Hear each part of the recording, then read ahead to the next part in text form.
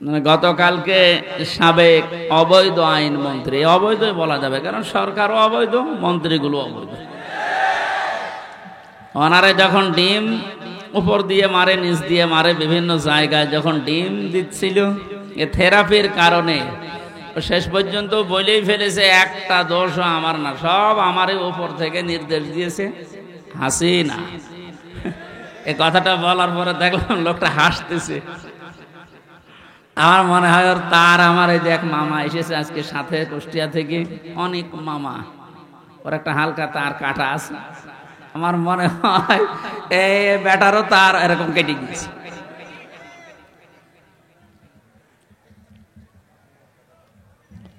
এখন যা যে যারে ধরছে একটু কিছু দিলেই সব ধরছে বর্তাছে আল্লাহর ওলির উপরে। আর যেটার দরবেশ মনে করতাম, এ দরবেশ যে এত খারাপ, দাড়ি কেটে নম হয়ে গেছে। ওরে দেখলে পর্যন্ত শয়তান হাসে যে আল্লাহ তুমি আমার শয়তান বানিয়েছো, এটা তো আসল শয়তান ছিল। হোসাইন মাওলানা বলছিল না 29,000, না ওটা 36,000। পদ্মা সেতু বানিয়েছে 32,000 টাকা খরচ করে, আর এই লোকটার শুধু বাইরের একটা ব্যাংকেই টাকা পড়ে আছে 36,000 কোটি টাকা। ওই টাকাগুলো ফেরত পেলে বাংলাদেশে আর একটা পদ্মা সেতু বানানো যাবে।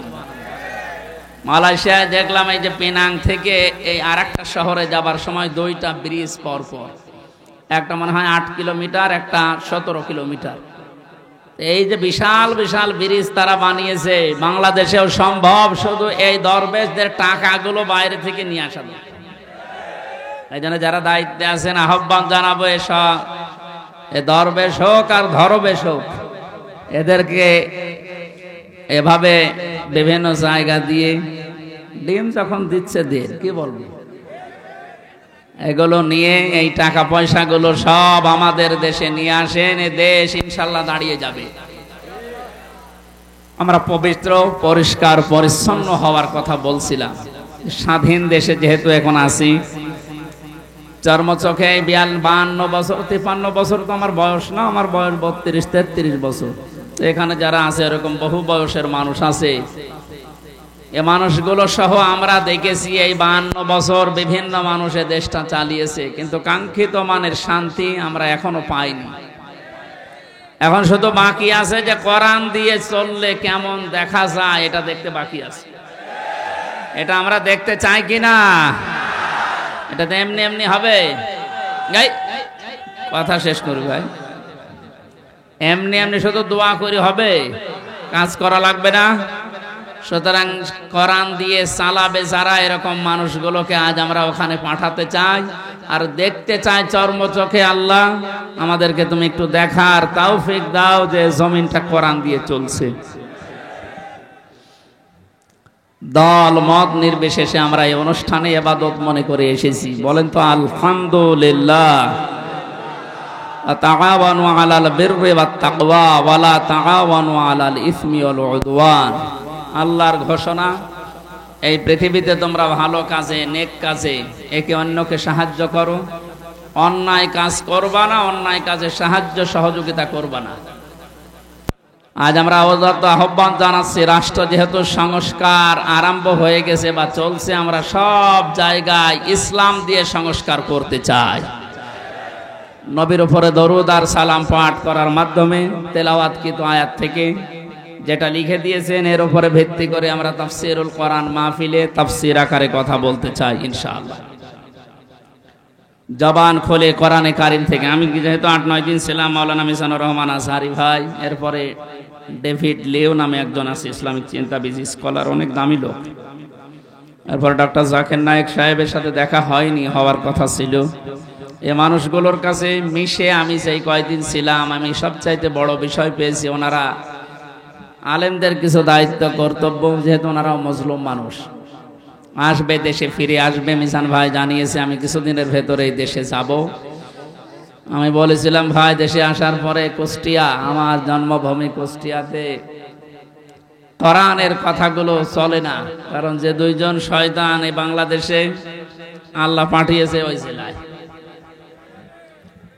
আমার জন্মভূমি, তারপরও আমারে বলতো না। এই যে খুলনা বিভাগের 10-11টা জেলা, একটাতেও আমারে কথা বলতে দিত না। যাওয়ার আগে 144 ধারা জারি হয়ে যেত। এখন যেহেতু সুযোগ এসেছে, ওনাকে বললাম আমার কুষ্টিয়া দিয়ে আপনি কোরআনের কথাগুলো আরম্ভ করবেন। উনি সময় দিতে চেয়েছি, দেখি দেশে আসুক ইনশাআল্লাহ। বাংলাদেশের প্রত্যেকটি জায়গা তখন আর জামাতের প্রোডাক্ট কেউ বলতে পারবে না, কারণ যারা বলতো তারা এখন কবরে। আল্লাহ রাব্বুল আলামিন তার কোরআনে কারিমকে যেন উন্মুক্ত করে দেন দেশের জন্য এবং প্রতিষ্ঠা করে দেন, বলেন আমিন। সূরা আরাফ কোন সূরা বলেন তো? 157 নম্বর, একটা মাত্র আয়াতের 4 ভাগের 1 ভাগ আমরা পড়েছি। বিশ্বনবীর হাদিস লক্ষ লক্ষ, সেখান থেকে একটা হাদিস নবীজির জামাই হযরতে আলীর বর্ণনা করা, যোগের সাথে মিলিয়ে আমরা তেলাওয়াত করলাম। এই দুইটাকে সামনে রেখে কোরআন যেভাবে তাফসীর করা লাগে হক আদায় করে চেষ্টা চালাচ্ছি ইনশাআল্লাহ। এটা যেহেতু মমতাজের কনসার্ট না, আর সে মহিলার এখন আর কনসার্ট করা সম্ভব না, কারণ তারও দোলাদুলি এখন আর কেউ দেখতে চায় না। ও ফেটেও আর কারো যাচ্ছে না। ফেটে যাচ্ছে না, এখন সারা বাংলাদেশে শুধু আল্লাহর কথা হবে। কারণ মানুষের জিকির করে আমরা বহু দেখেছি, একটা মানুষের আলোচনা, একটা মানুষের জিকির যে পরিমাণ হয়েছিল, যদি আল্লাহর জিকির ওই পরিমাণ এই দেশে হতো, আমরা আল্লাহর ওলি হয়ে যেতাম। আল্লাহরও মনে হয় সহ্যের বাইরে চলে গেছে, নাই তো এত অপমান তো আমি ফেরাউনকেও হতে দেখিনি। আমি তার জীবনী পড়েছি, তাহলে এত অপমান হয়নি। আল্লাহ রাব্বুল আলামিন কোরআনে কারীম কিভাবে মানুষের সামনে উপস্থাপন করা লাগে এটা আমাদের শিখিয়েছেন 1500 বছর আগে। আমরা আল্লাহর ওই ধরনটা সামনে নিয়ে আসি, নাকি আমার মন মতো বলবো না। আল্লাহ পাক বলেন, কিতাবুন উনজিলা ইলাইকা ফালা ইয়াকুন ফি সাদরিকা হারাজুম মিনহু লিতুনযিরা বিহি ওয়া যিকরা লিল মুমিনিন। আল্লাহ বলেন, এই একটা কিতাব, পৃথিবীতে একটাই মাত্র কিতাবের নাম আল্লাহ জানিয়েছেন, তার নাম কোরআন শরীফ। এই জন্য কবরে যাবার পর মানুষকে যখন জিজ্ঞাসা করা হবে মার রব্বুকা, তোমার রবকে, লোকটা যদি বলে রব্বি আল্লাহ, আমার রব আল্লাহ, সঙ্গে সঙ্গে ফেরেশতারা জিজ্ঞাসা করবে মা দিনুকা, তোমার জীবন ব্যবস্থা কি। লোকটা যদি বলে দীনুন আল ইসলাম, সঙ্গে সঙ্গে ফেরেশতা বলবে মান হাজার রজুল, এই লোকটা কে ছিল। লোকটা যদি বলেও ফেলে হাজা নাবিয়ুনা মুহাম্মাদুর রাসূলুল্লাহ সাল্লাল্লাহু আলাইহি সাল্লাম, সঙ্গে সঙ্গে ফেরেশতারা আর একটা বলবে এই কথাগুলো তুমি পেয়েছো কোথায়। কথা বুঝতেছেন? আপনি পৃথিবীর কোন বইয়ের নাম, কিতাবের নাম বললে ফেরেশতারা কিন্তু ওগুলো চিনবে না। আপনাকে সঙ্গে সঙ্গে জবাব দিতে হলে বলা লাগবে আমি কোরআনে পেয়েছি, কারণ ফেরেশতারা এই একটা কিতাব চেনে। আল্লাহ জানে কিতাবন দিয়েছেন, এই একটা কিতাব এমন দামি কিতাব, এটা আল্লাহর পক্ষ থেকে এই পৃথিবীতে আল্লাহ নিজে পাঠিয়েছেন। নবীজি এই কিতাবুন শব্দটার ব্যাখ্যা করতে গিয়ে হাদিসে জানিয়েছেন মানিত্তাবাল হুদা বিগাইরিল কোরআন আদাল্লাহুল্লাহ। তিরমিজি শরীফের হাদিস। আল্লাহর নবীর এই কথার ভেতর থেকে দুইটা শিক্ষা আমি পেয়েছি। নবীজি জানিয়েছেন কোরআনে কারীম বাদ দিয়ে পৃথিবীর কোন জায়গায় যদি কেউ ভালো হওয়ার নিয়তে, হেদায়েত পাওয়ার নিয়তেও যায়, আল্লাহ নিজে দায়িত্ব নিয়ে তাকে গোমরাহ করে দেয়। আমার কথার অর্থ বোঝেন? নবীজির হাদিসের শেষ অংশ ছিল আদাল্লাহুল্লাহ, আদাল্লাহ ইউদিল্লু, সুলাসে মুজাররদ থেকে এসেছে। শব্দটা যদি ভাবে ইফআল থেকে নবীজি বলতেন যে দল্লা আদাল্লাহ ইউদিল্লু, ভাবে ইফআল থেকে শব্দটা আসা, নবী দল্লা ইয়াদিল্লু বলতে পারতেন।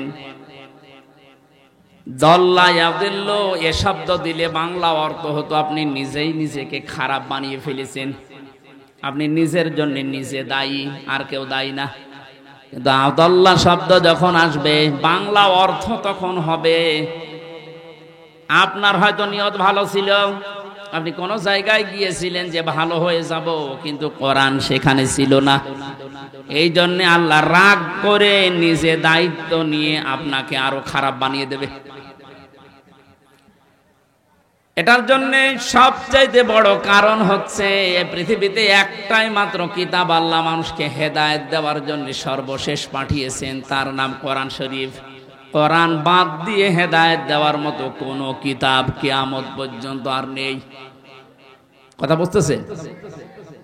এজন্য সর্বপ্রথম আয়াত দেখবেন যালিকাল কিতাবু লা রাইবা ফি, কিতাবের আগে আলিফ লাম আছে।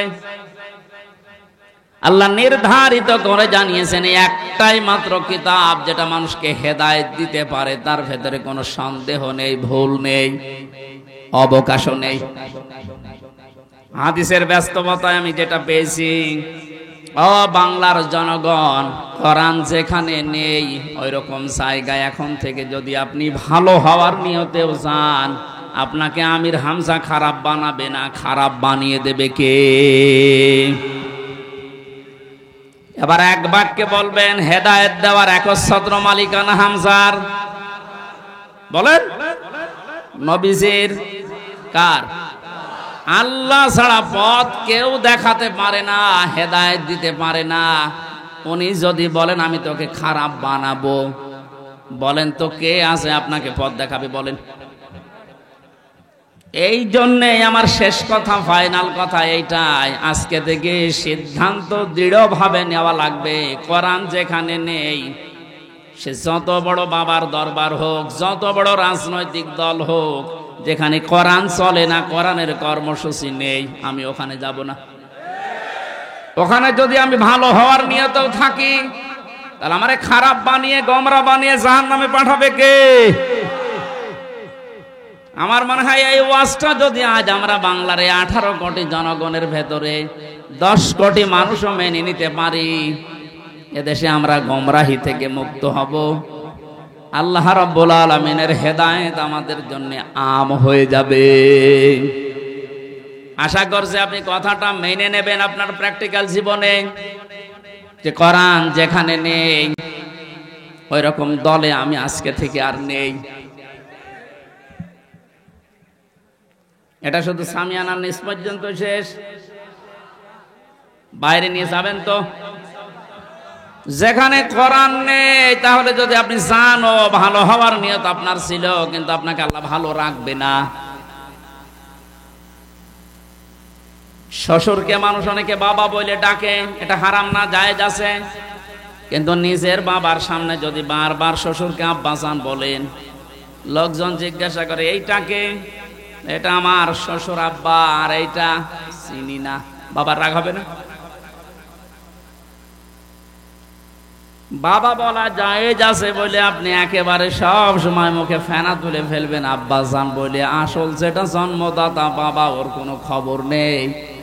ওনার মনে যেমন দুঃখ লাগার সম্ভাবনা আছে, কোরআনে কারীম আল্লাহ হেদায়েত দেওয়ার জন্য পাঠিয়েছেন। এইটা বাদ দিয়ে সত্যি যদি আপনি কোনো জায়গায় আপনার নিয়ত ভালো নিয়েও যান, আল্লাহ কিন্তু দায়িত্ব নিয়ে আপনাকে খারাপ বানিয়ে দেবে। আল্লাহ এই জন্য শব্দটা প্রথমেই দিয়েছেন কিতাবুন, এই একটা কিতাব। উনজিলা ইলাইকা, হে নবী আপনার প্রতি আমি এটা নাযিল করেছি। ফালা ইয়াকুম ফি সাদরিকা হারাজুম মিনহু লিতুনদিরা বিহি। এই কিতাব দিয়ে যখন ওয়াজ করবেন, এই কিতাব দিয়ে আপনার উম্মতদেরকে যখন সতর্ক করবেন, তখন আপনার মনের ভেতরে যেন কোনো সংকীর্ণতা না আসে। হারাজন শব্দের ব্যাখ্যা পেয়েছি আমি তাফসিরে 2টা, একটু খেয়াল করেন।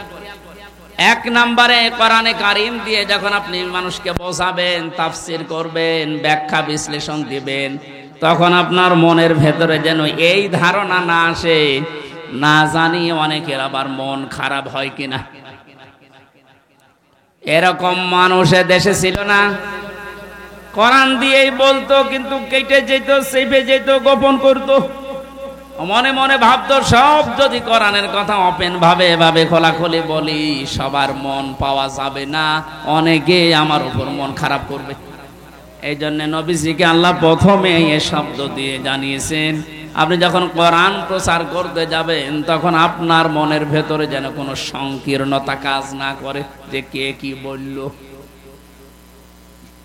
2 নম্বরে, আবহমান কাল থেকে অনেক নিয়ম নীতি ইসলাম মনে করে মানুষ পালন করে আসছে।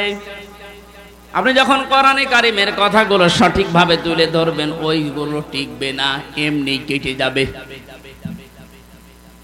তখন হয়তো অনেকের মন খারাপ হবে, আপনি সবার মন তো পাবেন না। এই জন্য আপনাকে বলছি, কে কি মনে করবে বলবে, কারো দিকে তাকাবেন না। আপনার মনও যেন ছোট না হয়, সংকীর্ণ না হয়। সঠিক কথাগুলো তুলে ধরার দায়িত্ব আপনার, আর হেদায়েত দেওয়ার দায়িত্ব আমি আল্লাহর। যিকরা লিল মুমিনিন, কোরআন শরীফ আমি আল্লাহ দিয়েছি মুমিনদের জন্য, এটা উপদেশ। এই আয়াতটা সামনে রেখে আজকে আমরা তেলাওয়াত কিন্তু আয়াতের তাফসীর করব ইনশাআল্লাহ।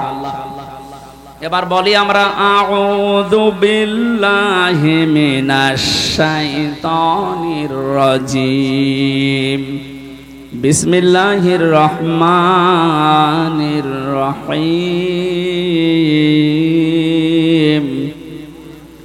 الذين يتبعون الرسول النبي الأمي الذي يجدونه مكتوبا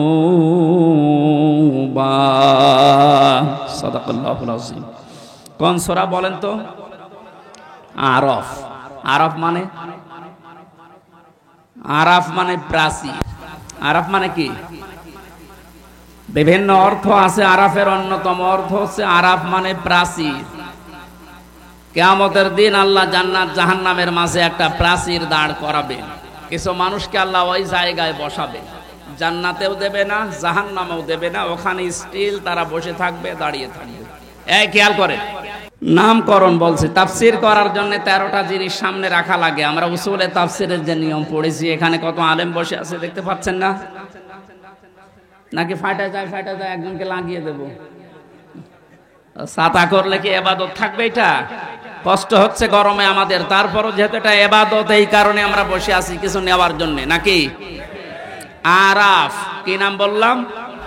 এটা একটা প্রাচীর, জান্নাত জাহান্নামের মাঝে আল্লাহ রাখবে। নামকরণের ভেতরে আমি তাফসীরে তাবারি থেকে বলছি এটা।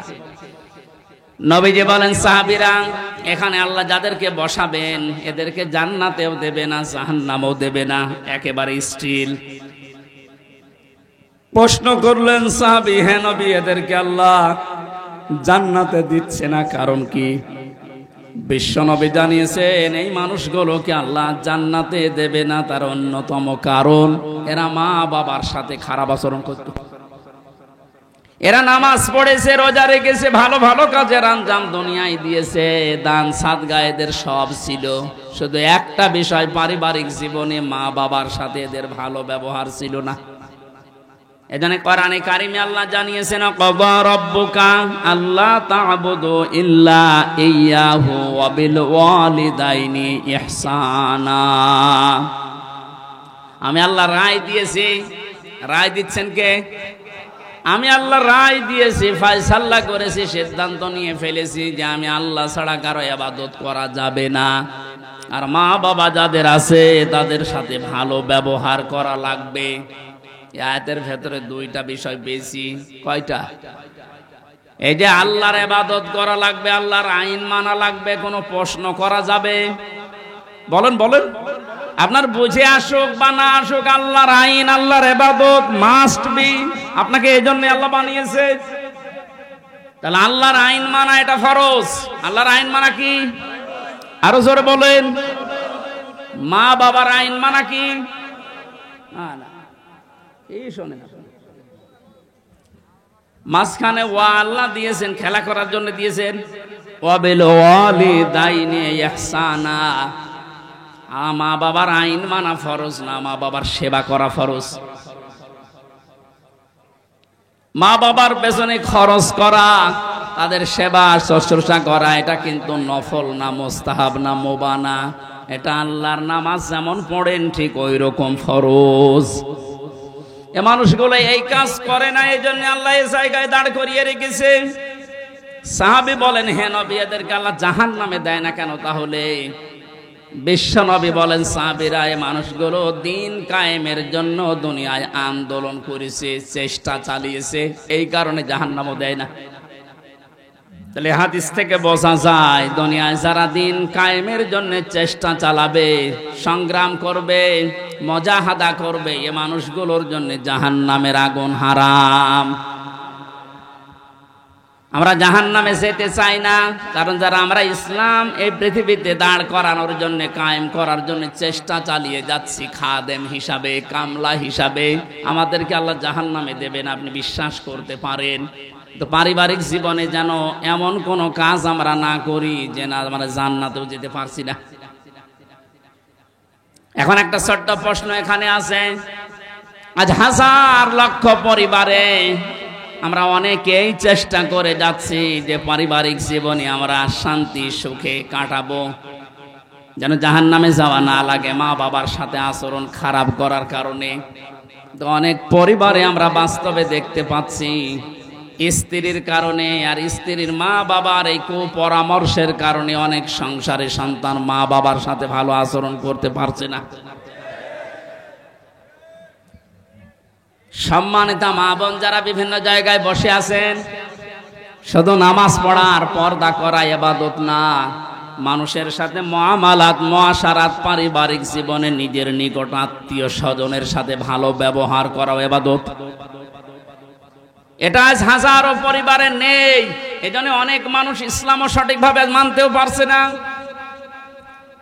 বাস্তবতায় সে দান, সাদগা, নামাজ, রোজা, হজ, যাকাত বহু কিছু করছে, পারিবারিক জীবনে স্ত্রীর শুধু মন ছোট থাকার কারণে নিজেও বাধ্য হয় স্ত্রীর কারণে মা বাবার সাথে খারাপ ব্যবহার করতে। আপনি কিন্তু আমাকে আরাফ নামক জায়গায় দাঁড় করাতে বাধ্য করছেন।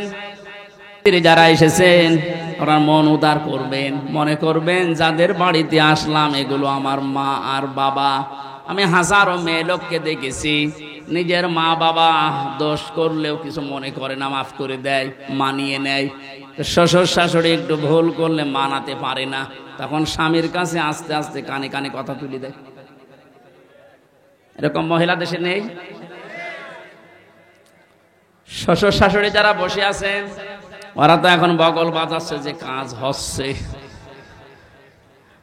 কোরআনে কারীম জানিয়েছে, ওয়াকুলু লিন-নাসি হুসনা, মানুষের সামনে হাসি মুখে ভালো কথা বলবা, এটা একটা সাদগা দেওয়ার সওয়াব হয়ে যাবে।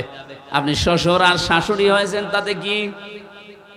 মেয়েটা আজ 18 বছর, 20 বছর, 22 বছর পরে আপনার বাড়িতে এসেছে, এটাকে নিজের মেয়ের মতো মনে করতে পারেন না। আল্লাহর কসম, আমি আল্লাহকে সামনে নিয়ে বলছি, সাক্ষী করে বলছি, সত্যি যদি মা আর বাবা নিজের মেয়েকে, নিজের ছেলেকে যে নজরে দেখে, পুত্রবধূকে এই নজরে যদি দেখতে পারতো, আমরা হাজারো সন্তান আরাফ নামক জায়গায় থাকতাম না। এদের আহ্বান জানাচ্ছে, আমরা তো চেষ্টা করছি, কিন্তু আপনাদের এই ছোট মনের কারণে পারছি না। আপনার মনটা উদার করেন, কি করবেন আপনি দুনিয়ার এই সয় সম্পদ দিয়ে যদি জাহান্নামে যাওয়া লাগে? আল্লাহ আমাদেরকে আরাফ নামক এই জায়গায় যেন দাঁড় করিয়ে ভাগ্য হত না করেন। নবীজি কিন্তু হাদিসের শেষে আর বলেননি যে এরা যাবে কোথায়। বলেন তো এই হাদিসে পর্যন্ত থাকলে কি দাঁড়াচ্ছে অর্থ? জান্নাতেও যেতে পারছি না শুধুমাত্র এই কারণে, জাহান্নামও আল্লাহ দিচ্ছে না আমি ইসলামী আন্দোলন করার কারণে। অথচ এই জায়গায় যদি দাঁড়িয়ে থাকা লাগে আবাদান আবাদান, আমার মতো হতভাগ্য মানুষ আর আছে। আল্লাহ আমাদেরকে হেফাজত করুন, বলেন আমিন। মক্কায় নাজিল হয়েছে সূরাটা, 206টা আয়াত আছে, 20টা 16টা রুকু আছে। ক্রমিক নাম্বার হিসাবে কোরআনে কারিমের এটা 7 নাম্বার সূরা। মাত্র একটা আয়াতের 4 ভাগের 1 ভাগ পড়েছি। আয়াতের ভেতরে 3টা বিষয় আমরা আলোচনা নিয়ে আসব। 1 নম্বরে আমাদের নবী মুহাম্মদ রাসূলুল্লাহর 3টা গুণ আল্লাহ দিয়েছেন। কয়টা? যেহেতু বর্তমান প্রেক্ষাপটের সাথে আয়াতের একেবারে হুবহু মিল আছে। 2 নম্বরে আল্লাহর নবীর কর্মসূচি ছিল এই দুনিয়ায়, এই আয়াতের ভেতর থেকে আমরা 6টা পেয়েছি। কয়টা? 3 নম্বরে আমরা যারা তার উম্মত এখন দাবি করব কিয়ামত পর্যন্ত, তাদের কর্মসূচি হবে, তাদের করণীয় হবে 4টা। তাহলে নবীজির পরিচয় তুলে ধরা হবে আয়াত দিয়ে 3টা, বিশ্বনবীর কর্মসূচি তুলে ধরা হবে 6টা, আর আমাদের করণীয় তুলে ধরা হবে 4টা। সব মিলে 13টা। কয়টা? এই 13টা বিষয় আজকের আলোচনায় আছে। আমরা একটা একটা করে তাফসীর আকারে শুনছি। আপনারা আছেন তো? আল্লাহ পাক বলেন, আল্লাযীনা ইয়াত্তাবিউনার রাসূলান নাবিয়্যাল উম্মিয়্যা, তোমরা অনুসরণ করো, ইত্তেবা করো, দেখে দেখে চলো। এই যে তাবউন শব্দটা আছে, আমি 12 সালে যখন আলোচনা আরম্ভ করেছিলাম বিশ্ববিদ্যালয়ের 2nd ইয়ারে থাকতে, ওই সময়ে তাবউনের ব্যাখ্যা বলেছিলাম। অনেকে ইন্টারনেটে এটা দেখেছেন, মনে আছে আপনাদের? তাবউন মানে কি? তাবউন মানে দেখে দেখে চলা। আপনার সামনে একটা মানুষ হেঁটে যাচ্ছে, কিভাবে কিভাবে পা লাগায়, কোথায় হাত নাড়ায়, মাজা দোলায়, কিভাবে তাকায়, একেবারে ওইভাবে হুবহু ওই জায়গায় পা ফেলে হাত নাড়িয়ে মাজা দলিয়ে চলার নাম তাবউন। আল্লাহ পাক এখানে ইত্তেবা দিয়েছেন, আল্লাযীনা, যারা, ইয়াত্তাবিউনা, অনুসরণ করছে, করবে। এটা মোজারে, বর্তমান, ভবিষ্যৎ, প্রেজেন্ট, ফিউচার। কার অনুসরণ করছে, করবে? রাসূলান নাবিয়্যাল উম্মিয়্যা, বিশ্বনবীর পরিচয় আল্লাহ এখানে দিয়েছেন 3টা। 1 নম্বরে রাসূল ছিলেন তিনি, 2 নম্বরে তিনি ছিলেন নবী, 3 নম্বরে তিনি ছিলেন উম্মি। এবার আসেন তো, রাসূল কাকে বলে, নবী কাকে বলে, উম্মি কাকে বলে? এই পৃথিবীতে বহু নবী এবং রাসূলের কথা আমরা শুনেছি। 1,24,000 নবী রাসূলের কথা আমরা জানি। পৃথিবীতে আল্লাহ মানুষকে হেদায়েত দেওয়ার জন্য, পথ প্রদর্শন করার জন্য পাঠিয়েছেন। এতগুলো নবীর জীবনী, কর্ম পদ্ধতি বলতে বলতে তো সময় চলে যাবে। আমি গুরুত্বপূর্ণ কয়েকটা নবীর জীবনী থেকে বলছি।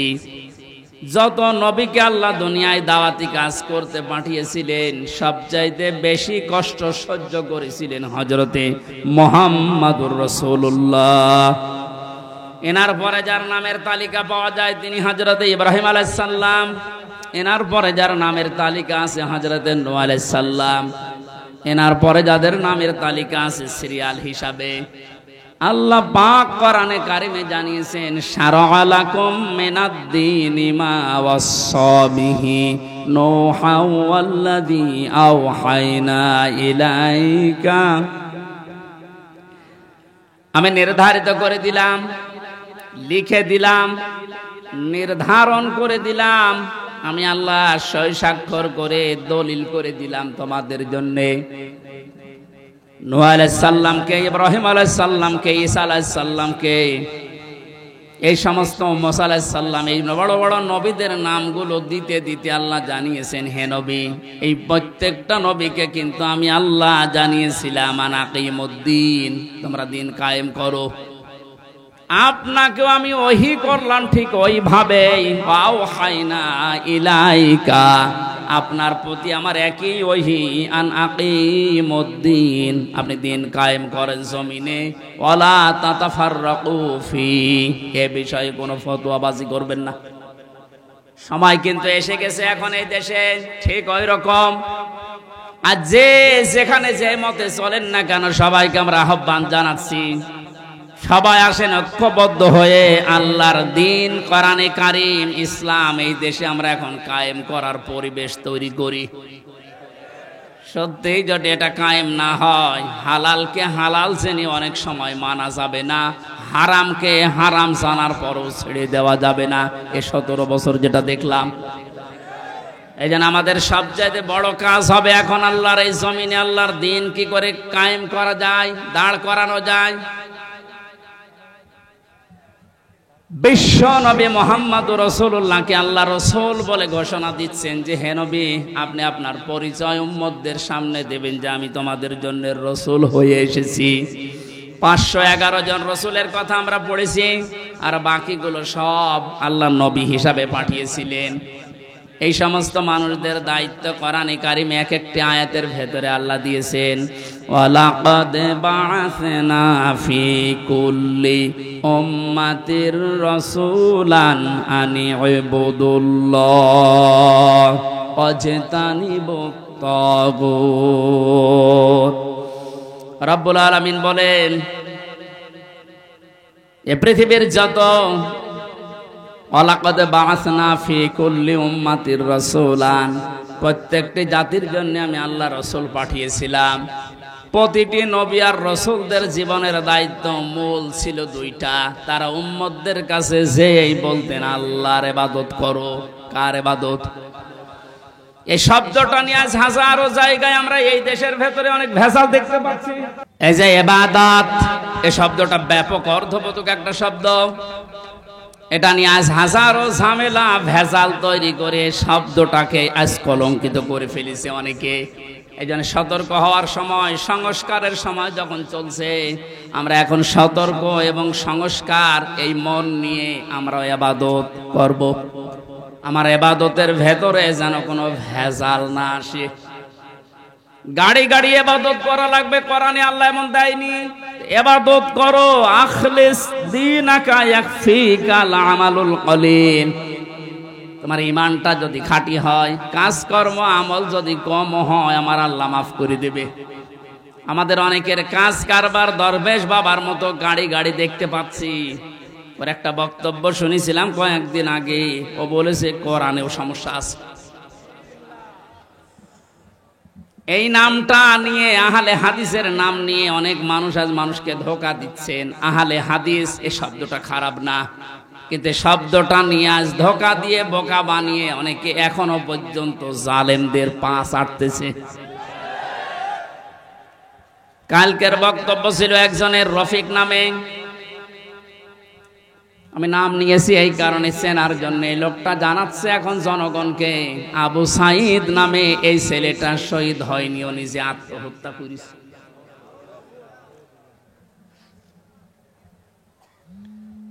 বিশ্বনবী কোরআন হাদিসের ভেতরে তিনি স্পষ্টভাবে জানিয়েছেন, কেউ যদি দেওয়াল চাপা পড়ে মারা যায় সে শহীদের মর্যাদা পায়, পানিতে ডুবে মারা যায় শহীদের মর্যাদা পায়। এ কথা কি নতুন শুনছেন? বলেন। আগুনে পড়ে যদি কেউ মারা যায় সে যদি শহীদের মর্যাদা পায়, অ্যাক্সিডেন্ট করে মরলে যদি শাহাদাতের মর্যাদা পায়। এই পৃথিবীর ময়দানে জালেমদের জুলুমের সামনে মোকাবেলা করতে গিয়ে নিজের জীবনটা যে দিয়ে দিল, তাকে আপনি শহীদ বলতে আপনার অসুবিধা লাগে কোন জায়গায় বলেন তো দেখি?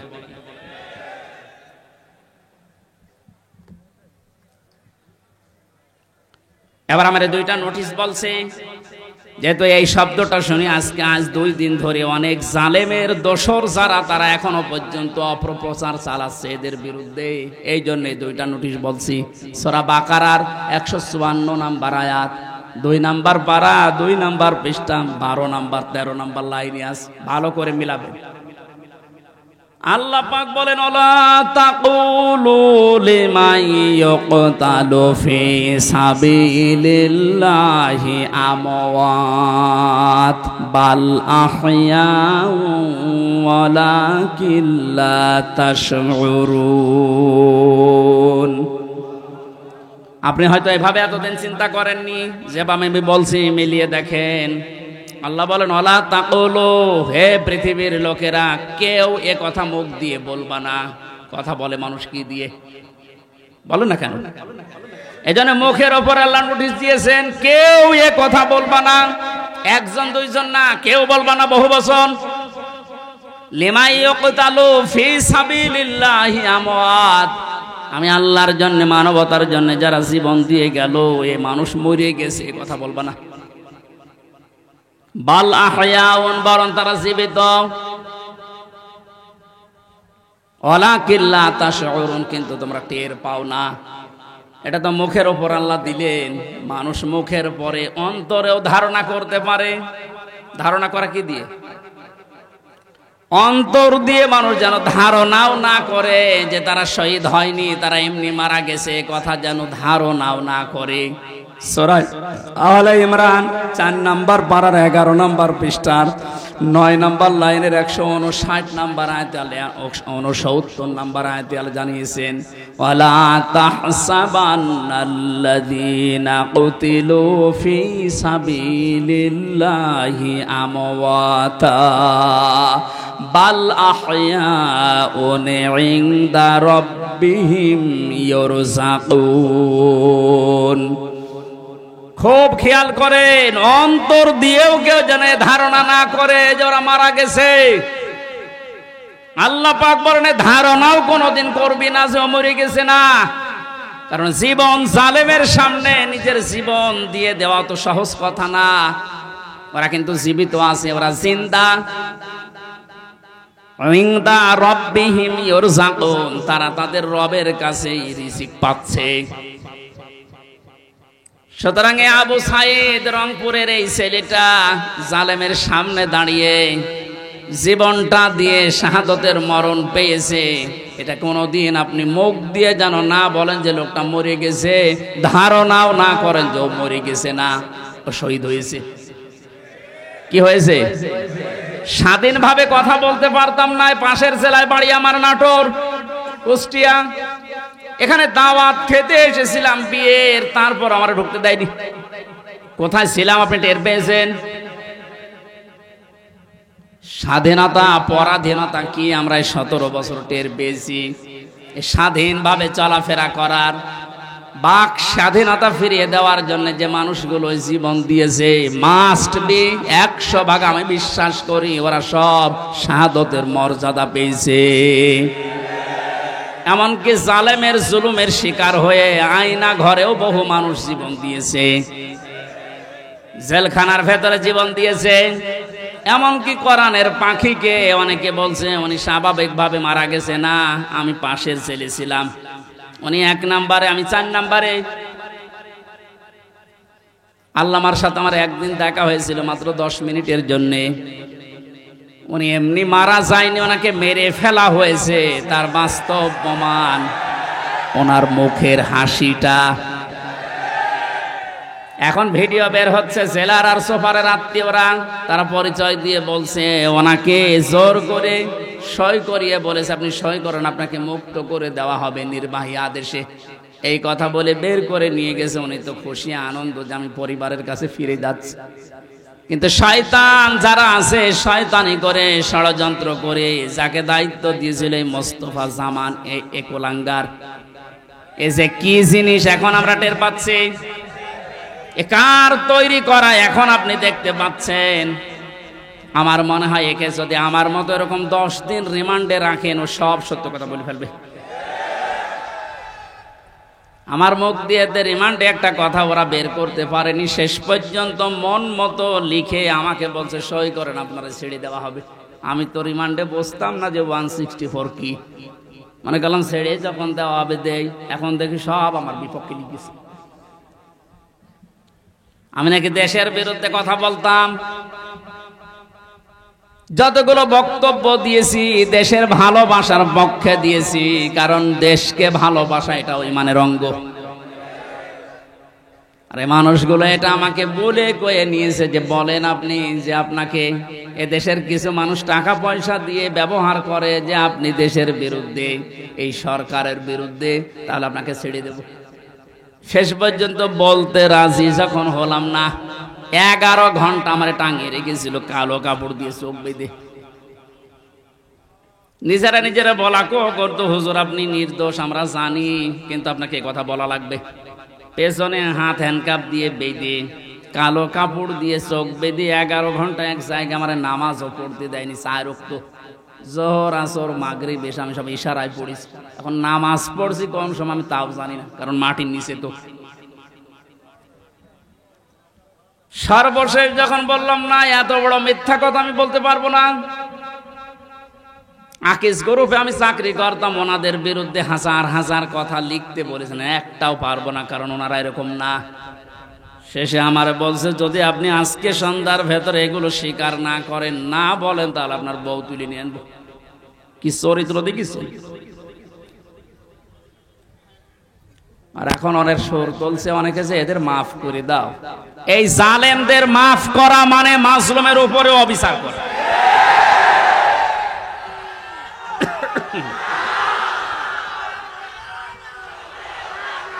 আপনি আমান আজমের জীবন ফিরিয়ে দিতে পারবেন? ব্যারিস্টার আরমানের স্ত্রীর কাছে আপনি কি জবাব দেবেন বলেন? কোথায় পৌঁছিয়েছেন তার জীবনটা? কি ট্যালেন্টেড সন্তান ছিল মীর কাশেম আলীর।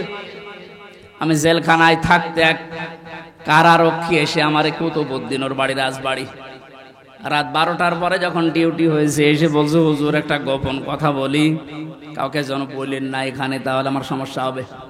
কি হয়েছে বলে, আমি যেদিন দায়িত্বে ছিলাম মীর কাশেম আলীর, যেদিন ফাঁসি হবে লোকটাকে যেয়ে বললাম, স্যার আর সময় নেই, মাত্র 3 ঘন্টা আছে, আপনি প্রস্তুতি নেন। উনি আমারে বলছে, ভাই কারারক্ষী এখনো তো সময় 3 ঘন্টা আছে, আমি 2 ঘন্টা ঘুমাই, তুমি আমারে ডেকে দিও। আল্লাহর কসম, আমি আল্লাহকে সামনে নিয়ে বলছি, ও যা যা বলেছে একটাও মিথ্যা কথা না, সবগুলোই এইভাবেই বলেছিল। যে আমি পাহারা দিতে গিয়ে দেখলাম লোকটা ঘুমিয়ে গেল। 2 ঘন্টা পর ওনারে ডাকলাম, ঠিক ঘুম থেকে উঠলো, গোসল করে ওযু করে এশার নামাজটা শেষ করে একটা চা বানিয়ে বলছে, নেন।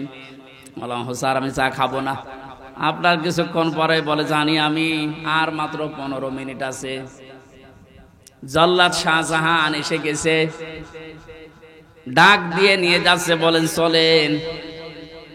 উনি আমারে বলছিল, ভাই আমির হামজা, আপনাকে আমি বলি, আমিও তো মানুষ, উনিও মানুষ, মাত্র 3 ঘন্টা জ্বরে পর ফাঁসি, তার 2 ঘন্টা ঘুম আসলো কি করে? এই লোকটার সন্তান ব্যারিস্টার আরমান, উনি কিন্তু ওই সময় জানে যে তার ছেলে গুম হয়ে আছে, মরে গেছে না বেঁচে আছে তাও জানে না। বাংলাদেশ না, বিশ্বের ভেতরে যদি আমার মনে হয় 100 জন মানুষ থাকে যে মানুষকে কর্মসংস্থান তৈরি করে দেয়, তার ভেতরে মীর কাশেম আলী একজন। কত কিছু দুনিয়ায় তার ছড়িয়ে আছে, আপনি হিসাব করতে পারেন কি? হামজার মতো সে, তার স্ত্রী সন্তান কোথায় আছে সে কিচ্ছু জানে না। এই কঠিন মুহূর্তে তার নিজের হাজারো যারা অনুসারী, তার সহকর্মী যারা, হাজার হাজার মানুষ পালিয়ে বেড়াচ্ছে, জেলখানায় আছে, আটক আছে, মরে গেছে, সব কিছু তার কাছে সংবাদ আসতেছে। এমন কঠিন সময়ও লোকটা 2 ঘন্টা ঘুমিয়েছে। এমনি ঘুম আসবে না, অবশ্যই আমার আল্লাহ তাকে সূরা হামিম সেজদার 30 নম্বর আয়াত ফেরেশতা দিয়ে শুনিয়েছে। কোরআনে কারীম জানিয়েছে, ইন্নাল্লাযীনা ক্বালু রাব্বুনাল্লাহু সুম্মা ইসতাকামু তাতানাজ্জালু আলাইহিমুল মালাইকা আল্লা তাখাফু ওয়া লা তাহজানু ওয়া আবশিরু বিল জান্নাতিল্লাতী কুনতুম তুআদুন। আল্লাহ পাক বলেন, যারা এই কথা বলে যে আল্লাহ তুমি আমাদের রব, আমি টিকে আছি এই কথার উপরে, আল্লাহর সঙ্গে সঙ্গে তার বিপদে আপদে পড়লেই ফেরেশতা নাজিল করবে। এই জন্য তাতানাজ্জালু দিয়েছেন আল্লাহ, 1 জন 2 জন পাঠায় না, মালাইকা বহু বচন, হাজারো ফেরেশতা তার জন্য আল্লাহ পাঠিয়ে সান্ত্বনা দেয়। আল্লাহ তাখাফু ওয়া লা তাহজানু, কোনো ভয় নেই, কোনো চিন্তা নেই। আবশিরু বিল জান্নাহ, ওই জান্নাতের সুসংবাদ গ্রহণ করো, আল্লাতী কুনতুম তুআদুন, যার ওয়াদা আল্লাহ করেছে। আমার মনে হয় ঠিক মীর কাশেম আলী শহীদ, উনি আল্লাহর ফেরেশতাদের দ্বারা শুনতে পেয়েছিলেন, সন্তান ব্যারিস্টার আরমানের জন্য চিন্তা নেই, হাজার হাজার সহকর্মীর জন্য চিন্তা নেই, ওগুলো আল্লাহ সব দেখবে, তুমি জান্নাতে প্রবেশ করো। তাছাড়া আর কি করে ঘুম এসেছে আমার তো বিশ্বাস হয় না। আমিও তো ছিলাম, আমার তো ঘুম আসতো না, রাতের পরে রাত আমি বিনা ঘুমে কাটিয়েছি। ঘুম আসে না, কি করবো, 2-3টা ঘুমের বড়ি খেয়েও ঘুম আসে না। অথচ লোকটার 2 ঘন্টা 2.5 ঘন্টা পরে ফাঁসি, আর বলছে আমি 2 ঘন্টা ঘুমিয়ে নেই। আপনি কি যা তা মনে করেন এটা? এই লোকটার সন্তান ব্যারিস্টার আরমান, 8টা বছর তার স্ত্রী জানতো না যে লোকটা মেসে আছে না মারা গেছে। গতকালকে তিনি একটা ভিডিওতে বলছিল, আমি আমার পরিবারের আশা ছেড়ে দিয়েছিলাম, কারণ খাবার দিত পচা খাবার, অধিকাংশ সময় আমার রোজা রেখে কাটানো লাগতো। এই 8 বছরে আমার মনে হয় সে প্রায় 8 বছরই রোজা ছিল।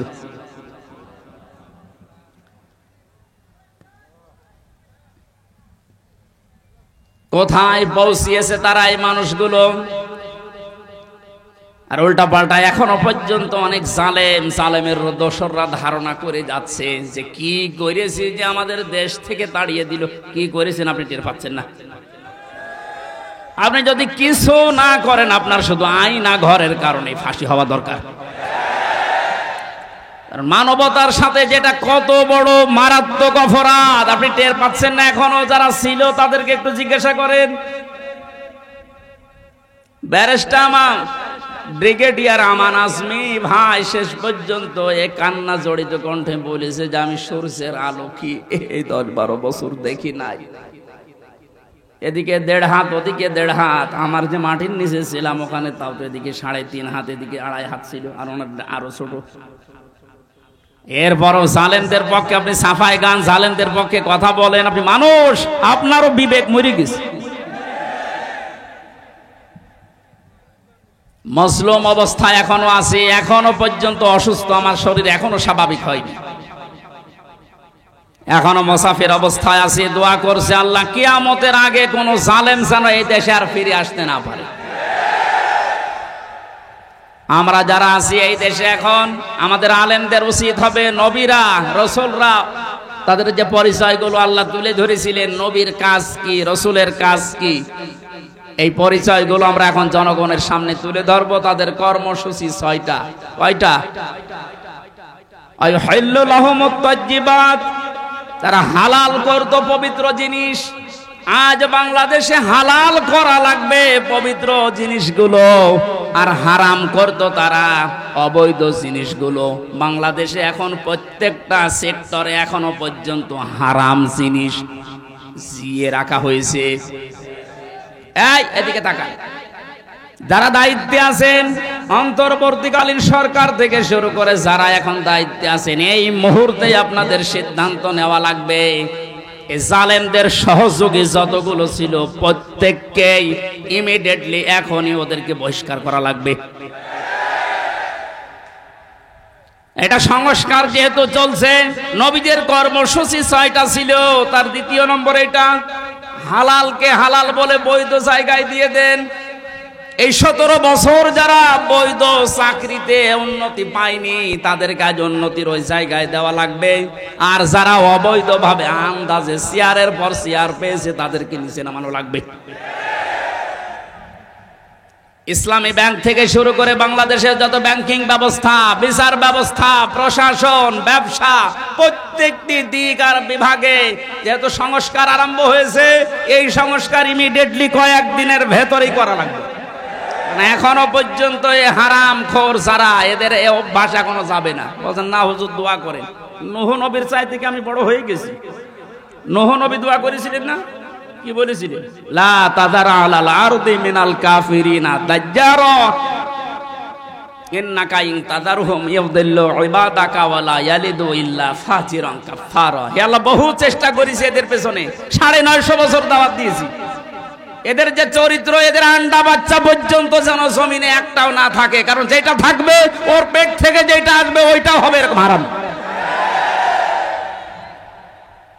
এই জন্য জুলুমের পুনরাবৃত্তি আমরা আর দেখতে চাই না। এটা মারাত্মক একটা অপরাধ, সবচাইতে বড় অপরাধ এই গুম। এটা মানুষকে আপনি মেরে ফেলতে পারতেন, সংবাদ দিতেন যে লোকটা মরে গেছে। দেরাওয়ার ভাইয়ের সন্তানের সাথে নাটোরে যা করেছে আপনি কি জবাব দেবেন বলেন তো? মেরে লোকটাকে ঘরের ভেতরে আপনি আটকিয়ে রাখলেন, পরের দিন জানতে পেরেছে জনগণ, এটাও মোবাইল ট্যাগ করে যে অমুক জায়গায় মরে পড়ে আছে। এই বিশ্বাসঘাতক এই জালেমকে যদি এখন নাটোরবাসী মাফ করে দেয়, তো কি জবাব দেবেন আপনি আল্লাহর কাছে আর এই দেলাওয়ারের কাছে? বলুন, আপনার ছেলেটা যদি হয়তো আপনি টের পেতেন। আমি একটু টের পেয়েছি, তাই আমার মুখ দিয়ে বরদোয়া চলে আসছে। আমার মেয়েটা আমাকে আজ পর্যন্ত চেনে না। 3টা বছর আমার যোগাযোগ বিচ্ছিন্ন রেখে দিয়েছিল শয়তানরা। ওরে আমি 8-9 মাস রেখে গিয়েছিলাম, এখনো তো বয়স 4 বছর। আমার এখনো পর্যন্ত আমার কাছেও আসে না, আমার ডাকেও না, আমার কাছে আসে না। কারণ হচ্ছে মনে করো বিভিন্ন হুজুর আসতো, ওই রকম একজন হুজুর। আমি জেলখানা থেকে যেদিন বের হয়ে বাড়িতে গেলাম, আমার বলছে হুজুর আমাদের বাড়ি চলেন। আপনি হাসতেছেন, আমার মনের ভেতরে কত দুঃখ জানেন। আমার নিজের মেয়ে আমার চেনে না। যে জালেমদের কারণে, জুলুমের শিকার হওয়ার কারণে ওদেরকেও যেন ওদের বংশধররা না চেনে। বলে মাফ করে দিন। মাপ আপনি এই জায়গায় থাকলে আপনার মুখ দিয়ে মাপ বের হইতো না।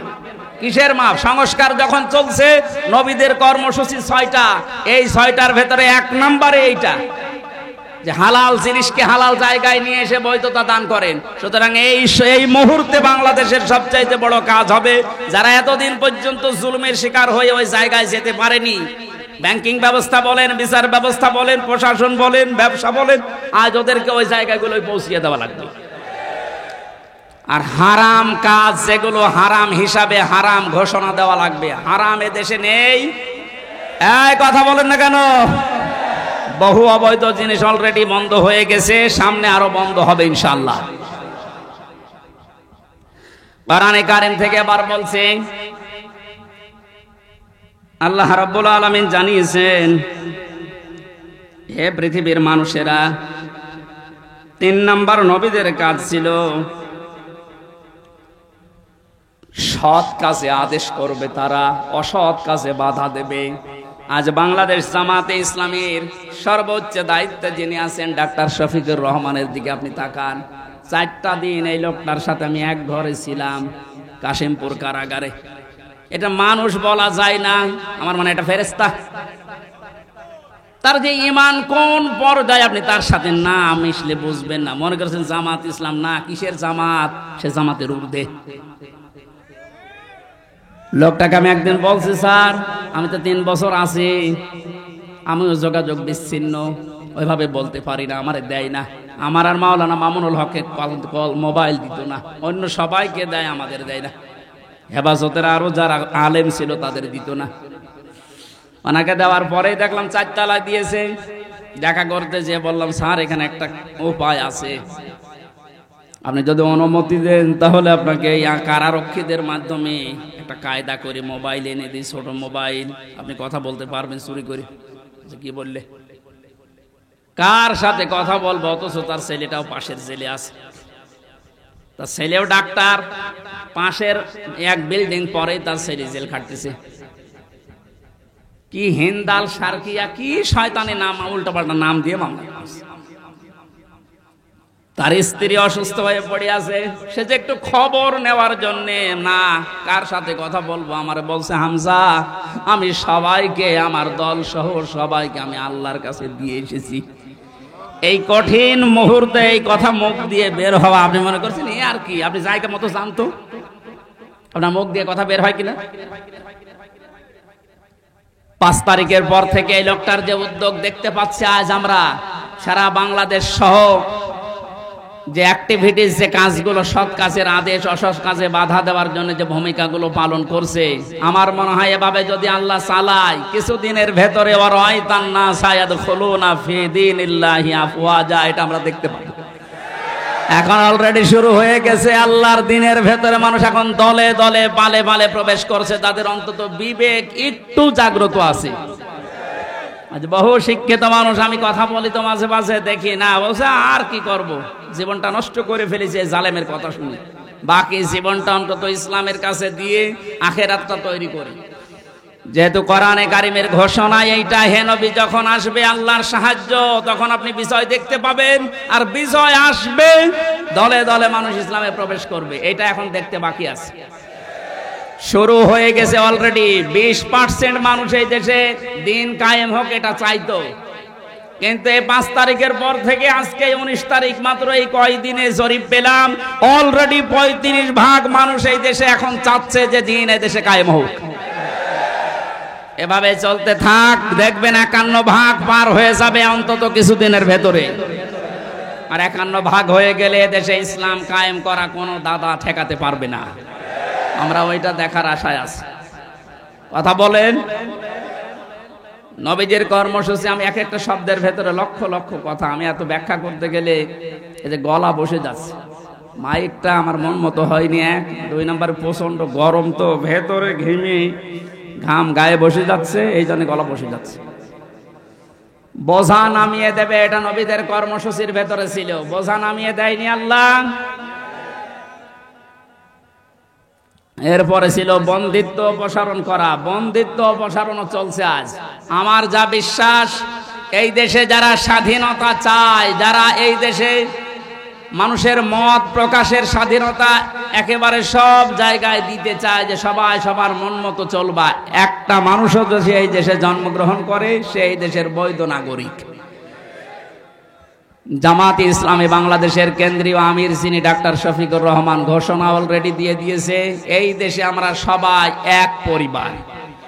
সুতরাং জালেম যারা বাইরে চলে গেছে, জালেমরা যেন কিয়ামতের আগে আর না আসে। বলেন। সবাই যেহেতু আমরা এক পরিবার, একটা পরিবার যেভাবে থাকে আমরা এদেশে এখন ওইভাবে থাকতে চাই। রাষ্ট্র সংস্কার অলরেডি চলছে। বন্দিত্ব যারা ছিল এখন তাদেরকে মুক্ত করার এই সংস্কারও চলছে। বিনা কারণে যারা বিনা বিচারে আটক অবস্থায় ছিল, আল্লাহ যেন এটাও তাড়াতাড়ি খুব দ্রুত করে দেন। বলেন আমিন। নবীদের এখান থেকে আমরা যারা উম্মত, তাদের 4টা কাজ এই মুহূর্ত থেকে শুরু করা লাগবে। 1 নম্বরে আল্লাযিনা আমানু, যারা ঈমান আনার দরকার আমাদের এখন। ঈমান এখন বলেন আমার ঈমান নেই, মানে আমি মুসলমানের ঘরের সন্তান, আমার বাবা ঈমানদার, দাদা ঈমানদার, আমিও ঈমানদার না। ঈমানদারের প্রকাশ হচ্ছে আল্লাহর কোরআনে যে নিয়ম নীতিগুলো আছে ওইগুলো বাস্তব বিশ্বাস করে দেখানো। এটা এখন দেখাতে পারবো না ইনশাআল্লাহ। কোনো কিছু নেই সামনে। যে জালেমদের কাছে আজ 14 বার অনুমতি নেওয়া লাগতো, ওই জালেমরা এখন অনুমতি নিয়ে পা ফেলবে ইনশাআল্লাহ সামনে। গতকালকে গিয়েছিলাম ফরিদপুরে, মাসখানেক আগেও ছিল আমার মাহফিল ওই গ্রামে, অথচ জালেমদের 14 জায়গায় অনুমতি নিয়ে আমার উঠতে দেয়নি। বলে না, ওনারা বাদ দিয়ে। অথচ গতকালকে যাওয়ার পরে সভাপতি আমারে বলছে, হুজুর যে জালেমগুলো বাধা দিয়েছিল ওরা এখন বলছে হুজুরকে এবারে এনে দিন। দিন পাল্টে অলরেডি গেছে। এদিন বদল যখন শুরু হয়েছে, সংস্কার চলছে। যেখানে যেখানে জুলুম অত্যাচার, ছাত্র ভাইরা যারা আছে ঐক্যবদ্ধ হয়ে এই জুলুমের অবসান ঘটানোই লাগবে ইনশাআল্লাহ। বহু ব্রিজ এই দেশে আছে যেখানে ফেরেশতারা মনে হয় টোল নিত। আমার কুষ্টিয়ার এই যে মেহেদি রমি ব্রিজের যে টোল, এক শয়তান নাকি আদায় করতো। 5 তারিখে স্বাধীন হওয়ার পরে বিকালে ওটা উড়িয়ে দিয়েছে, এখন সবাই খুশি। এরকম বহু জায়গায় অবৈধভাবে যারা টোল তুলতো, এই টোল গুলো যেন সব ভেঙ্গে গড়িয়ে মাটির সাথে মিশিয়ে দেওয়া। আমাদের ঈমান তাহলে 2 নম্বরে নবীদেরকে সাহায্য করা। নবী যেহেতু নেই, নবীর উত্তরাধিকারী এখন যারা, নবীর অনুসারী এখন যারা কাজকর্ম চালাচ্ছে ইসলাম এই দেশে নিয়ে আসার জন্য, তাদের সাহায্য করা আমাদের কর্মসূচির ভেতরে নিয়ে আসতে হবে। আমি এটা বানিয়ে বলছি। সূরা আরাফের 157 নম্বর আয়াত আপনি বাড়ি যেয়ে তাফসীর আকারে পড়েন, এইটা পাবেন। 3 নম্বরে তাদের সাহাচর্যে যাওয়া লাগবে। সুতরাং আজ যারা এই দেশে একামতে দিনের দায়িত্ব পালন করছে, আপনি তাদের সাহাচর্যে যান, দেখেন তাদের অ্যাক্টিভিটিস, তাদের কর্ম, তাদের চরিত্র কি, এগুলো দেখে যদি আপনার ভালো লাগে আপনি তাদের সাহায্য করেন। 4 নম্বরে তাদের সাহায্য শুধু করবেন না, এদের ওপরে যে নূর আল্লাহ নাজিল করেছে নবীদের ওপরে, এই নূর মানে কোরআন শরীফ, এই নূরের বাস্তবায়ন যেন হয়। এই নূর দেখে দেখে সামনে আমাদের পথ চলা লাগবে। আল্লাহ এই 13টা জিনিস আমাদের জীবনে যেন এনে দেন। বলেন আমিন। আমি আমার এই ছোট্ট ঈমান থেকে এবং ছোট্ট জীবন থেকে যেটা দেখলাম, বাংলাদেশে যারা একামতে দিনের দায়িত্ব পালন করছে এবং সামনে করবে, আমি গ্যারান্টি দিতে পারি এ মানুষগুলোর ভেতরে যদি 4 আনা দুর্নীতি কোনোদিন পান, তাহলে আপনি সঙ্গে সঙ্গে আস্তাগফিরুল্লাহ বলে মুখ ফিরিয়ে চলে আসবেন। আমার বিশ্বাস, আমি যা পেয়েছি, যা দেখেছি, 4 আনা দুর্নীতি এদের ভেতরে পাবেন না। এই জন্য অনেক নাস্তিক পর্যন্ত আজ বলতে বাধ্য হচ্ছে, এরা যদি 5টা বছর চালাতে পারে এই দেশে শান্তি কাকে বলে আপনি দেখতে পারবেন। আল্লাহ তুমি তোমার কোরআনে কারিম এই দেশে কায়েম করে দাও, এটা আমরা দেখতে চাই। আল্লাহুম্মা আমিন। লা ইলাহা ইল্লা আনতা সুবহানাক ইন্নী কুনতু মিনাজ জালিমিন। রব্বানা যালামনা আনফুসানা ওয়া ইল্লাম তাগফির লানা ওয়া তারহামনা লানাকুনান্না মিনাল খাসিরিন। রব্বুল আলামিন, সারা জীবন অপরাধ করে জীবনটা নষ্ট করে ফেলেছি। হাত ওঠায় কথা বলবো ভয় করে, লজ্জা করে। যেহেতু তুমি স্বাধীনতা আমাদের এনে দিয়েছো, এ দেশটা তুমি মুক্তভাবে কথা বলার পরিবেশ দিয়েছো, আল্লাহ তাআলা তোমার আইনগুলো এদেশে মুক্ত করে দাও। চর্ম চোখে যেন দেখতে পারি তোমার কোরআন দিয়ে এ দেশটা চলছে। আল্লাহ, কোরআনের এই আয়োজনে যারা আঞ্জাম দিল, এই মানুষগুলোকে কবুল করো। নূহ নবীর মতো আমরাও দোয়া করছি, লা তাদার আলাল আরদি মিনাল কাফিরিনা দাজ্জার।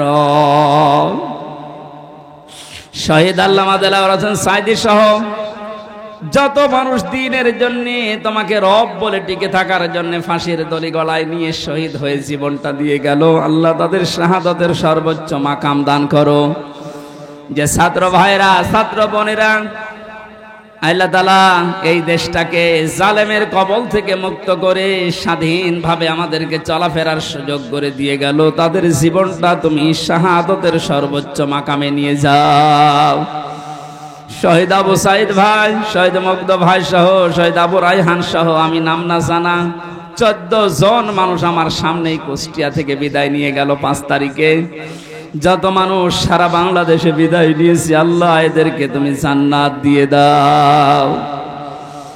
আমরা অনেকে অসুস্থ আছি, আমাদেরকে শেফায়ে কামেলা আজেলা নসিব করো। রব্বুল আলামিন, বহু মানুষ এখানে এসেছে, মনের ভেতরে কার কি কামনা বাসনা আছে আমি জানি না, যার যে চাই আশাগুলো নিয়েছে আল্লাহ পূরণ করে দাও। বড় স্বপ্ন দেখি আল্লাহ দেশটাকে নিয়ে, বড় স্বাদ জাগে তোমার কোরআনের আইন দিয়ে দেশটা চলছে, এটা দেখার। জীবনে কিছু যদি তোমার ভালো না লাগে, হাজার হাজার বান্দা বান্দীদের দোয়া কবুল করো আল্লাহ, এটা দেখে মরার তৌফিক দাও। কোরআনের পাখির সারা জীবনের স্বপ্ন ছিল এদেশে ইসলাম কায়েম হবে, কালামার পতাকা পথ পথ করে উঠবে, তিনি দেখে যেতে পারলেন না। আল্লাহ, তুমি আমাদের চর্ম চোখে এটা দেখার তৌফিক দিয়ে দাও। আল্লাহুম্মা গফিরলি ওয়ারহামনি ওয়াহদিনি ওয়াফিনি ওয়ারযুকনি ইয়া রাব্বাল আলামিন।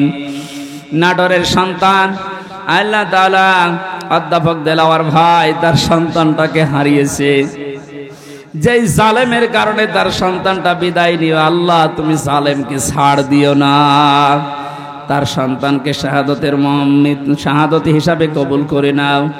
মাহফিলের যত অতিথি এসেছে আল্লাহ, কোরআনের এই খাদেমদেরকে তুমি কবুল করো।